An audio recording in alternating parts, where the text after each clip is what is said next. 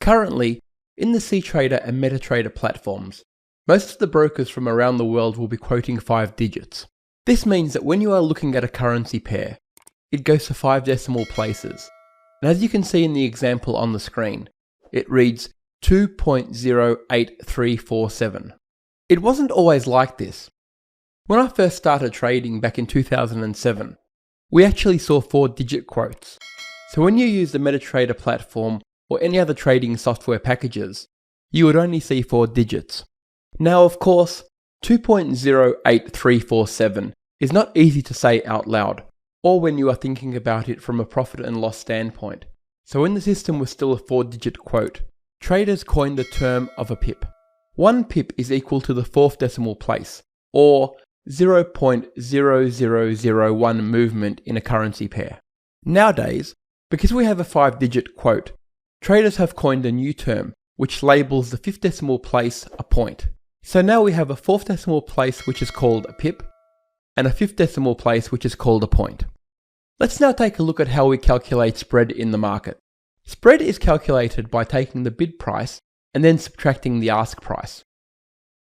We can see that the difference between the bid and the ask is 0.00107. Now as traders, we don't want to use a number like this. So let's convert it back to how many pips it actually is. We can see here that the spread is 10.7 pips, but spreads these days are rarely this large. If you are trading any of the major pairs, like the Euro US dollar, the Australian US dollar, the Great British Pound US dollar, or even the US dollar yen, you will generally see spreads that are a lot smaller. When you are trading in normal conditions, you may see anything from 0.5 of a pip to 1.5 pips, but only during economic news events could you see spreads move much wider. Once again, it wasn't always this way. Back when I first started trading, it was around 15 pips just to trade the pound yen, so it was a very expensive exercise just to enter the market. We now have an opportunity as Forex traders to be able to buy into the market without such a high initial cost, which gives us a far greater chance of placing successful trades. Finally, let's take a look at what a price quotation for the Euro US dollar looks like using the 5-digit decimal system.